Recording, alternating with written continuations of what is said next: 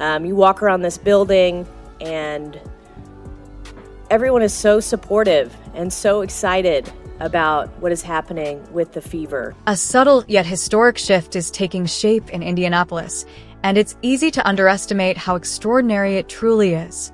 The Indiana Fever didn't just have a busy offseason.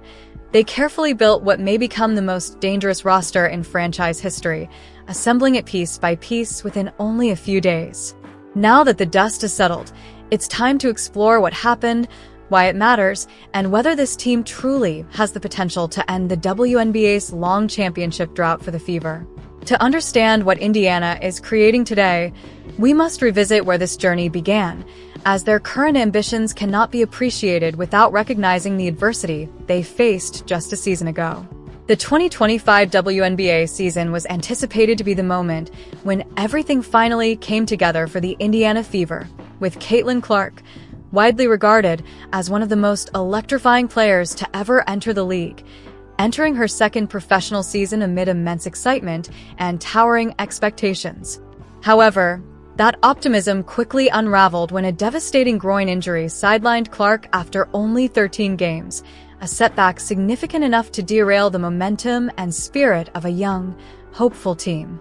As soon as the injury report emerged, every pundit, analyst, and commentator swiftly wrote Indiana off. Yet what unfolded next became one of the most remarkable stretches of basketball in recent memory. Driven by unwavering determination and resilience, the Fever's remaining players rallied to secure a playoff berth, where they shocked the Atlanta Dream in the opening round and then pushed the defending Las Vegas Aces to a dramatic winner-take-all Game 5 in the WNBA semifinals.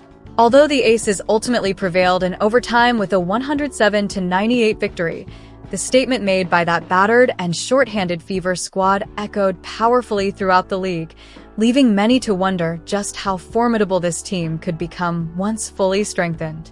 That inspiring postseason run did more than build momentum. It provided the front office with a clear sense of direction, as General Manager Amber Cox entered the offseason determined not just to reinforce the roster, but to shape a championship-caliber team capable of finishing what that resilient squad so nearly achieved.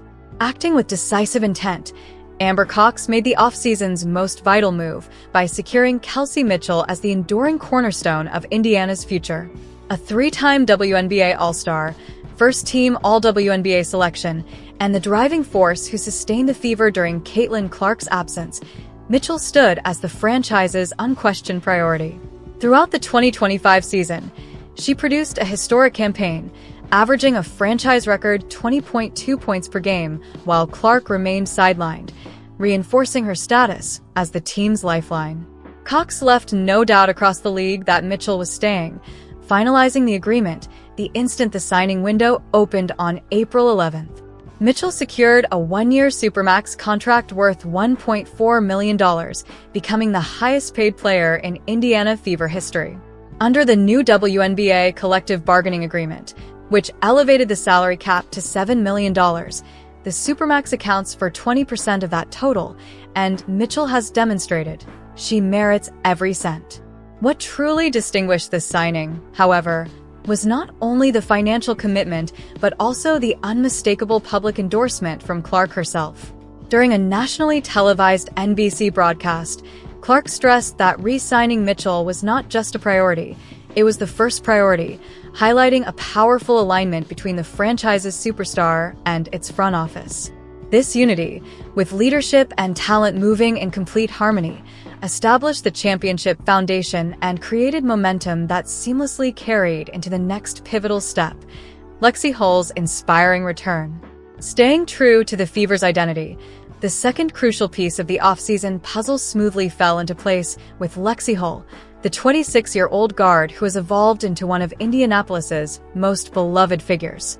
Although she entered free agency as a restricted free agent, granting Indiana the right to match any outside offer, there was never genuine uncertainty about her return. Hull's strong personal and professional connections to the city made her commitment unmistakable. She had purchased a home in Indianapolis, launched her own beauty line just days before free agency, and was preparing for her upcoming wedding. Her ties to the community were so deeply rooted that only a seismic change could have drawn her away. When the signing window officially opened, Hull opted against a quiet announcement buried in a press release. Instead, in a moment that perfectly reflected the team's culture and camaraderie, she appeared alongside Caitlin Clark in Augusta, Georgia, attending the Masters golf tournament like two close friends enjoying a weekend together, confirming her return through a heartfelt TikTok video that delighted fans and reinforced her lasting bond with both the city and the franchise. Soon after, a moment emerged that perfectly embodied the team's spirit: fun, personal, and a true reflection of the chemistry that distinguishes this roster. While the raw statistics from last season, 7.2 points for 0.3 rebounds and 1.8 assists per game, along with an increase in playing time from under 20 minutes to 27 per game in her first full season under head coach Stephanie White, reveal part of the narrative. Anyone who witnessed Indiana's playoff run understands that Lexi Hull's real value stretches far beyond the box score.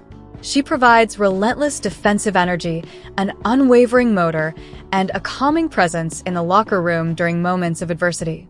The Fever were thrilled to welcome her back. The fan base celebrated her return, and Caitlin Clark, noticing the surge of TikTok comments from Augusta, made her next move. In Hull's TikTok comment section, Clark tagged Sophie Cunningham and wrote 4 simple words: "Hey, what's up, White?" A brief message that immediately ignited excitement across the WNBA community. For those familiar with Indiana Fever culture, the nickname, Tres Leches, represents the fan-adopted moniker for the trio of Clark, Hull, and Cunningham, a combination celebrated for its entertaining chemistry and on-court synergy. Clark wasn't merely expressing hope for Cunningham's return. She was publicly and playfully advocating for it, a gesture carrying deeper significance by demonstrating her active role in shaping the roster in full view of the world. For several days, this development introduced a sense of genuine suspense, leaving fans eagerly anticipating what would unfold next. As Sophie Cunningham entered free agency as an unrestricted player, she possessed the freedom to sign with any team, and several franchises were eager to add her shooting, toughness, and vibrant personality. Although the Indiana Fever openly expressed their determination to retain her, bolstered by Caitlin Clark's public support, uncertainty lingered until ESPN's Alexa Filippo confirmed that Cunningham had agreed to a 1-year deal to return, reuniting the beloved Tres Leches trio and reinforcing the team's identity and chemistry. With these essential culture pieces secured, General Manager Amber Cox shifted her focus to the frontcourt concerns that nearly derailed the 2025 season, bringing in 8-year veteran Monique Billings, who averaged 7.3 points and 4.5 rebounds while shooting nearly 48% from the field, offering the versatility to play both power forward and center while providing head coach Stephanie White with the flexibility that had previously been missing. Existing connections made the Monique Billings signing feel effortless, as she had already developed chemistry with Kelsey Mitchell in the unrivaled Winter League and previously shared the court with Caitlin Clark during the FIBA qualifying tournament in Puerto Rico in March. Speaking about her decision, Billings kept her reasoning straightforward, highlighting the vision, culture, and fit while expressing enthusiasm about playing alongside Clark, signaling that no adjustment period would be required.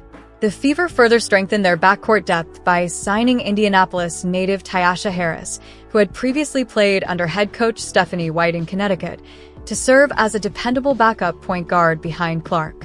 Recognized for her composure and ability to manage games without demanding the ball, Harris brings established trust with the coaching staff, effectively resolving last season's revolving door of hardship contract guards. Just when it seemed that General Manager Amber Cox had completed the roster, the Fever delivered one final, unexpected move that few anticipated, adding an enforcer the team hadn't even realized it needed. This acquisition carried the potential to redefine Indiana's defensive identity. On April 13th, the Fever signed Myisha Hines-Allen, a name that commands significant respect across the WNBA. A champion with the Washington Mystics' 2019 title team, and a veteran who also contributed to the Minnesota Lynx' run to the championship series in 2024, Hines-Allen brings invaluable experience, toughness, and championship DNA that cannot be manufactured. She was added to fulfill a clear and essential role as the team's enforcer, protecting the paint, setting punishing screens, and making opponents uncomfortable on every possession. Her presence alongside Monique Billings and Aliyah Boston creates a physically imposing frontcourt that few teams in the league are equipped to handle. Discussing her decision, Hines Allen emphasized that joining a true contender was her top priority, and Indiana satisfied every criterion. Considering how formidable the roster had already become, her reasoning was difficult to dispute. As free agency continued to deliver surprises, the excitement only intensified, with draft night poised to bring another electrifying moment for Indiana Fever fans as Raven Johnson's anticipated homecoming captured the spotlight. Holding the 10th overall pick in the 2026 WNBA draft, General Manager Amber Cox selected Raven Johnson, the standout South Carolina point guard, SEC Defensive Player of the Year, and finalist for the prestigious Dawn Staley Award, presented annually to the nation's top guard. The instant her name appeared on the video board inside Gainbridge Fieldhouse, more than 500 MVP season ticket holders gathered and the arena erupted in celebration. From a basketball standpoint, the selection is compelling on several levels, as Johnson is widely regarded as one of the finest defensive guards to emerge from South Carolina's championship-driven program, bringing elite defensive instincts along with a proven winning pedigree. Perhaps most notably, she reunites with her former South Carolina teammate Aliyah Boston, forming a Gamecocks connection built on familiarity, trust, and an intuitive understanding of each other's game, intangibles that rarely surface on a stat sheet but become invaluable in high-pressure fourth-quarter moments. With Johnson added to the backcourt rotation, Indiana gains layers of defensive intensity it previously lacked, ensuring opponents can no longer focus solely on exploiting Caitlin Clark defensively, as every rotation on this roster now possesses the ability to guard effectively. Taking a broader view, it becomes evident that the Indiana Fever have assembled a remarkably balanced and formidable team. Examined piece by piece, the full scope of this roster becomes truly astonishing. The Indiana Fever now feature Caitlin Clark, the most electrifying player in the WNBA, returning fully healthy after missing much of the 2025 season, alongside Aliyah Boston, the 2023 Rookie of the Year, who is eligible under the new CBA's exceptional performance provision for a 3-year max extension starting at $1.19 million. Kelsey Mitchell remains a cornerstone on a supermax deal after setting a franchise scoring record, while Lexi Hull continues to deliver invaluable defensive energy and locker room leadership on a multi-year contract. Sophie Cunningham's return restores the beloved Trace Letch's identity and adds toughness to every lineup. Monique Billings provides Boston with essential frontcourt support, and Tyasha Harris contributes experienced and trusted guard depth. Additionally, Myisha Hines Allen brings championship-tested physicality as an enforcer, and rookie Raven Johnson injects elite defensive brilliance along with South Carolina's winning culture into the rotation, forming a roster that is as balanced as it is formidable. A closer look at the financial landscape makes the Indiana Fever's situation even more remarkable. The team's committed salaries remain comfortably below the $7 million hard cap, leaving more than $5.6 million in available flexibility and providing the front office with significant room to make additional moves if needed. This level of cap management reflects not only a strong roster, but also a front office operating at an elite level. The betting markets have already recognized Indiana's rapid rise. According to BetMGM, the Fever hold plus 350 odds to win the 2026 WNBA championship, trailing only the Las Vegas Aces at plus 275 and ranking ahead of contenders such as the Minnesota Lynx and the New York Liberty. A franchise that was dismissed as a one-player team just a year ago now stands on the verge of becoming the outright favorite to capture the title. Beyond the court, however, the narrative stretches even further, as the Fever's resurgence symbolizes a broader transformation within the WNBA itself.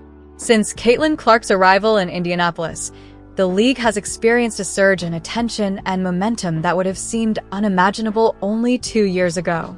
Unprecedented sellout crowds, Record-shattering television ratings and a nationwide conversation surrounding women's basketball have propelled the WNBA to an extraordinary level of cultural relevance, with a healthy and fully loaded Caitlin Clark serving as the driving force behind this remarkable growth.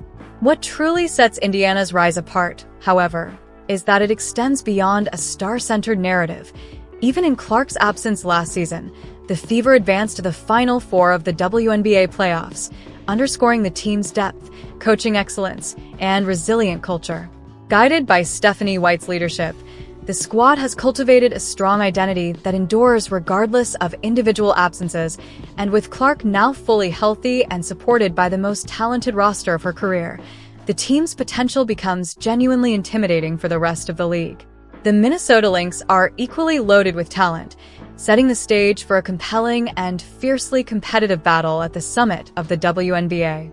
Entering the season with renewed determination, the defending champion Las Vegas Aces carry a chip on their shoulder, while the New York Liberty remain formidable contenders, ensuring every Indiana Fever matchup with these powerhouses in 2026 feels more like a marquee spectacle than a routine game.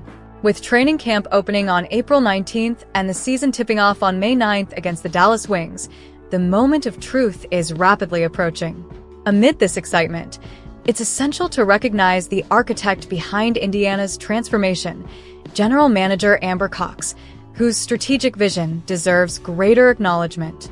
Her off-season approach was both deliberate and masterful, first securing Kelsey Mitchell to anchor the team's scoring and signal championship ambitions, then retaining Lexi Hull to preserve the culture and emotional glue of the roster, and finally bringing back Sophie Cunningham to provide Caitlin Clark with a trusted running mate while maintaining the cherished team chemistry.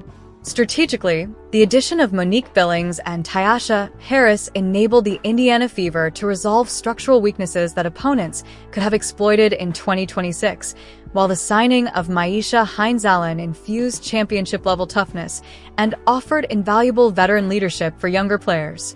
The selection of Raven Johnson in the draft further strengthened the roster, introducing elite defensive intensity while also future-proofing the team. Every move made by General Manager Amber Cox carried clear purpose. There was no panic, no overpaying for flashy names that failed to fit the system, and no reactive decisions driven by desperation. Only precise and intelligent roster construction centered around a generational talent. Cox's public statement following Kelsey Mitchell's signing served as more than simple praise. It was a declaration of intent, emphasizing that for nearly a decade Mitchell had been foundational to the franchise and that securing her return was the highest priority, reflecting a GM with a clear vision. When the general manager, head coach, and franchise superstar are fully aligned on vision, culture, and priorities, it signifies not just a basketball team, but a true program. This naturally leads to the defining question of the 2026 WNBA season.